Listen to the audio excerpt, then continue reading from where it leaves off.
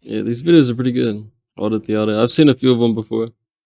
Welcome to Audit the Audit, where we sort out the who and what and the right and wrong of police interactions. This episode covers railroad tracks, due process, and unreasonable seizures, and is brought to us by 9 News' channel. Be sure to check out the description below and give them the credit that they deserve. Before we dive into today's interaction, I want to give a big thanks to the sponsor of this episode, Incogni, a new product from our friends at Surfshark. The digital security experts at Surfshark have been developing a new service to help combat one of the biggest issues we all face on a daily basis, having your personal data shared and sold without your permission. Whenever you use a digital service like Facebook or Amazon, there's a high probability that your personal information is collected and sold to data brokers. Thanks to the California Consumer Privacy Act, you have the right to request that your data be deleted and prevented from being sold. However, as with any other legal matter, it can take weeks or even months to actually see any results. Incogni is a web service that does all the hard work for you and submits deletion requests on your behalf to over 66 data brokers worldwide. The request process is entirely automated, and you can track the progress of each request as it is submitted. All you have to do is sign up, enter your info, and Incogni will take care of the rest. If you're tired of Googling something only to have your social media feeds filled with similar ads, then be one of the first 100 people to use code AUDIT with the link below to get 20% off of your Incogni service. Thanks again to Incogni for sponsoring this episode. Shortly after 7:30 p.m. on Friday, September 16, 2022, 20-year-old TSA agent Yareni Rios Gonzalez was pulled over just north of Platteville, Colorado by an unidentified officer from the Platteville Police Department, who was quickly joined by 2 unidentified officers from the Fort Lupton Police Department. The officers were responding to a call regarding a potential road rage incident involving a firearm. Ms. Rios Gonzalez stopped her vehicle just past a set of railroad tracks, and the Platteville officer parked his vehicle behind her on the tracks. All 3 officers exited their vehicles and began to shout orders at Ms. Rios Gonzalez. What? Driver, let me see your hand. This video motherfucker's dumb. Dispatch Lupton 346. We're getting commands. Her hands are What's up up, Dio? this time.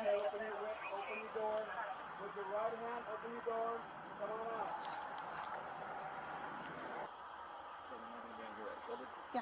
Is this? Dispatch Lupton 346. She's out of the vehicle. Hands are visible. Look at all the bugs in the air. Oh my. Oh yeah, they're swatting at them and shit. Vasquez! Hey! Lift your hands up. Lift your hands up. Okay? Turn around. Turn around. Turn around. Put your hands up higher. Why are they doing this? You don't need it. You can leave it on. Come on back. Keep coming back. Keep your hands up. Keep coming back. Keep coming back to the sound of my voice. Keep coming back. Keep coming back. Keep coming back. Keep coming back. Stop right there. Get down on one knee and then the other. I got cuffs. Go ahead. Good? Keep your hands above your head. Don't move. Are they like, is this a training or something? Like, yeah, right. Like, what is going on? We'll explain everything in a second. Can I get Who my else is in cell the phone, truck? please? No one else is in the truck, sir. Can I please get my cell phone? We'll get it for you. Don't worry Stand about up. yourself. Good night, Abby. Where are you taking me? We're taking you to the car. Come on. Why? What? Do you have anything on you that's going to poke me, stick me, hurt me? No, ma'am, but can I please get my cell phone? We'll get your cell phone in a second. Is there any weapons in the car? Ready? So they parked on a railroad track, Okay. and there's no train coming, right? What's going on? Ma'am, what's going on? I'll tell you in a second. Take a seat. I'm down. Take a seat. I will get your cell phone for you. Take a seat. The female officer handcuffs Ms. Rios Gonzalez and places her in the back seat of the police cruiser that is parked on the train tracks. Under Section 42-4-1204 of the Colorado Revised Statutes, quote, "No person shall stop, stand, or park a vehicle, except when necessary to avoid conflict with other traffic or in compliance with the directions of a police officer or an official traffic control device on any railroad tracks. Any person who violates any provision of this section commits a Class B traffic infraction." Wow. Despite this, Section 42-4-108 of the Colorado Revised Statutes provides that, quote, "The driver of an authorized emergency vehicle, when responding to an emergency call, or when in pursuit of an actual or suspected violator of the law, may park or stand, irrespective of the provisions of this title." However, the statute also includes a caveat, Yeah, but like, quote, "The provisions of this section shall he wasn't not relieve the suspected of driver anything an yet, authorized right? emergency emergency vehicle from the duty to drive with due regard for the safety of all persons, nor shall such provisions protect the driver from the consequences of such driver's reckless disregard for the safety of others. It seems obvious that parking a vehicle on train tracks, let alone leaving a handcuffed individual in the back seat of an unattended cruiser parked on railroad tracks, Yeah, that's crazy. clear reckless disregard for the safety of others, not only for Yeah. Gonzalez herself, but also for any personnel or passengers of an approaching train. And it is therefore likely that a court would conclude that parking on train tracks in this situation was a violation of the Colorado Traffic Code. I see a car seat. You see a car seat and you still have a gun. I mean, Come across. Clear. Dispatch looking 348. Vehicle's clear. You can raise the channel.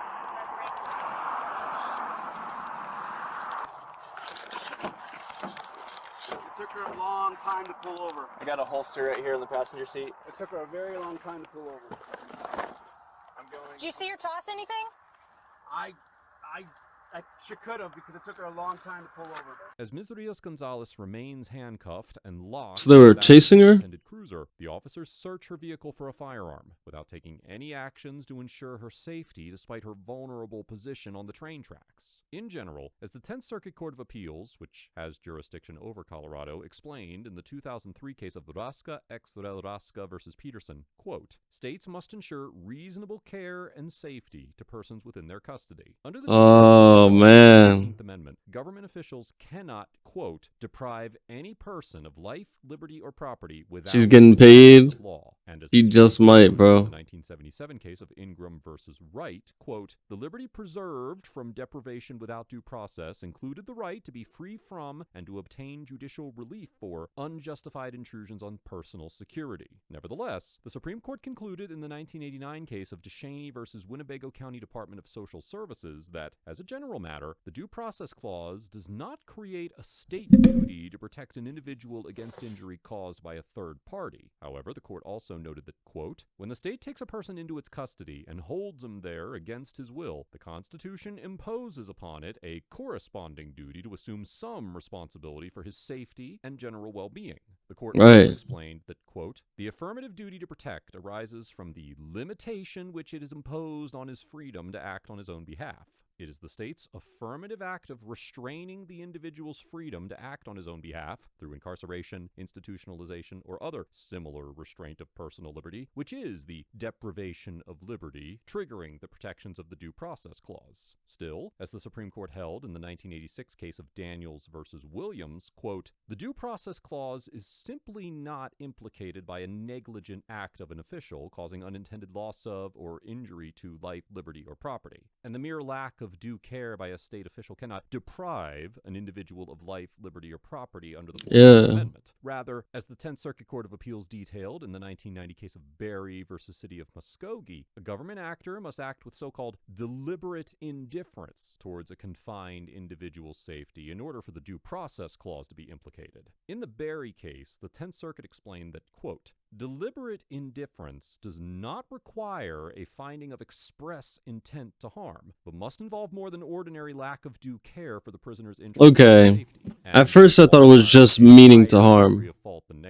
That's cool that he clarified that. The deliberate indifference standard, quote, remains lower than the intentional and malicious infliction of injury. The court therefore concluded that, quote, an official acts with deliberate indifference if its conduct disregards a known or obvious risk that is very likely to result in the violation of a prisoner's constitutional rights. In this situation, there is a strong argument that leaving Ms. Rios Gonzalez in the back of a police cruiser parked on train tracks would satisfy the deliberate indifference standard, because the officers demonstrated a total disregard for the obvious danger posed by parking on railroad tracks. However, as we will discuss momentarily, it is also possible that a court could conclude that a different legal standard should be applied to this situation.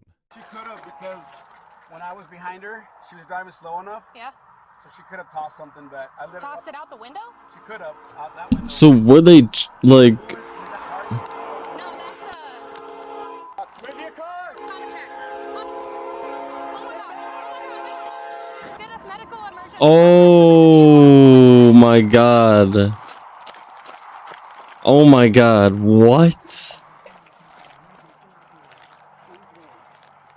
Yo, is she good? What? While the officers continue to search the vehicle, a train approaches and hits the unattended cruiser, which is still parked on the tracks with Ms. Rios Gonzalez inside. As we discussed earlier, He said, "Move the car, move the car." The Constitution Too late. prohibits officers from taking actions that demonstrate deliberate indifference towards the well-being of individuals they have taken into custody. Like, they don't care. They're not getting in that fucking Walton car. versus Gomez, the 10th Circuit specified that You think they're quote, getting in "the that car? Oh my God, claim what? of excessive force brought by a pre-trial detainee who has had a judicial determination of probable cause as a prerequisite to the extended restraint of his liberty following arrest. The Fourth Amendment, not the 14th, governs excessive force claims." Come on, bro. Quote, Come on, "treatment bro. of an arrestee detained without a warrant I love this prior to explanation, the but where is this The action at? The 10th Circuit in the 2019 case of McCowan versus You Morales. can't hit me with this, bro. This is filler right now. I'm in that Naruto filler. We're in the war right now, and these niggas are showing me the fucking tuning exams. Free from excessive force during an arrest if the officer's actions were not objectively reasonable in light of the facts and circumstances confronting him. This reasonableness standard is generally much easier to meet than the deliberate indifference standard applied in due process cases, but it is uncertain which standard a court reviewing this situation would apply. Although the 10th Circuit seemed to make it clear in the Walton case that the Fourth Amendment would apply to an arrestee who had not yet received a probable cause hearing, in the 1997 case of Berry versus Grand County, Utah, the 10th Circuit applied the deliberate indifference standard to a case involving the suicide of an individual who had been arrested without a warrant and was being held in jail before a probable cause determination. The court reasoned that the reasonableness standard would only apply to claims of excessive force, and that because jail suicide claims are, quote, considered and treated as claims based on the failure of jail officials to provide medical care for those in their custody, the deliberate indifference standard should apply. Still, it should be noted that in a concurring opinion to the decision, Circuit Judge Briscoe argued that, quote, where the Fourth Amendment applies, it does not prohibit only use of excessive force, but rather prohibits any unreasonable seizure. In looking to the nature of the injury to determine the standard to be applied, the majority ignores the It was a little excessive how they, like, classification just of the had injury guns suffered, pulled on her and constitutional everything. provision which was I want to know. caused the injury. Because the situation in this I want to know case is what largely happened before unprecedented, she was it is pulled certainly over or whatever. possible that a court could adopt Judge Briscoe's reasoning and conclude that the circumstances surrounding Ms. Rios Gonzalez's arrest were unreasonable in violation of the Fourth Amendment. It is also possible that a court would determine that the 14th Amendment deliberate indifference should apply, as Ms. Rios Gonzalez was not subject to any force directly from the officers. Either way, Ms. Rios Gonzalez has a persuasive argument that the officers violated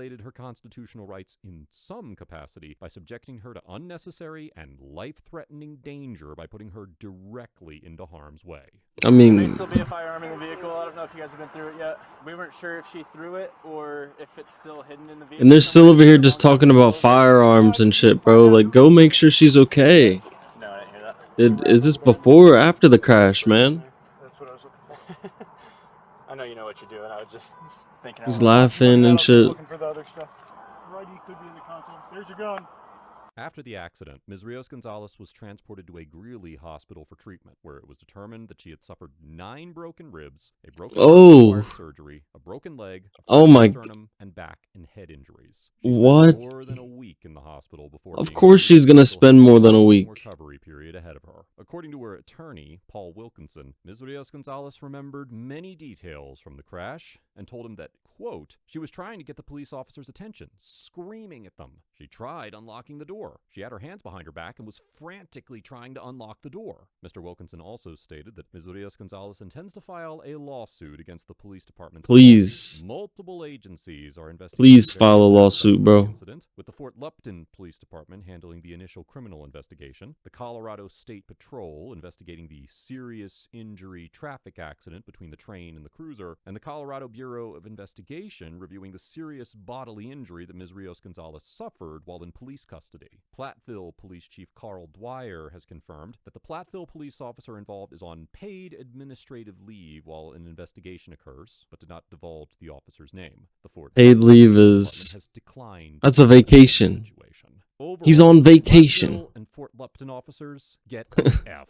for demonstrating a blatant disregard for Ms. Rios-Gonzalez's personal safety, needlessly forcing her into a highly dangerous situation with no way to protect herself, and focusing more on discovering a firearm in Ms. Rios-Gonzalez's vehicle than ensuring that she did not lose her life while they did so. At the very best, these officers exhibited a complete lack of common sense and a truly astonishing level of incompetence. by That's not only yeah, blocking up it railroad is. tracks, but then placing a handcuffed suspect in the vehicle. It's in a manner ridiculous, they're really. unattended. It is honestly remarkable that Ms. Rios-Gonzalez survived this encounter, and I would Honestly, urge the police man. agencies involved to hold these officers accountable for their reckless. In GTA, that car would have blew up. As for Ms. Honestly. Gonzalez, I cannot rightfully assign a grade to someone who was entirely the victim of police ineptitude, and there was nothing Ms. Rios-Gonzalez could have done to prevent the harm that was inflicted on her. That being said, I commend Ms. Yo, I hope she's Rios-Gonzalez good for now, her though, bro. perseverance and for pursuing legal action She against probably, officers like, and I departments wonder if she got her responsible check for yet, bro. traumatic injuries. I wish her She better get like a mil, bro. 2 mil. How much should she get for this, bro? Let us know if there is an interaction or legal topic you would like us to discuss in the comments. I want like 5 mil, bro. And don't forget to check out my second channel for Like 9 ribs. They broke her back. Her arms broke. Nah, y'all paying me something. Something, bro. even more police interaction content.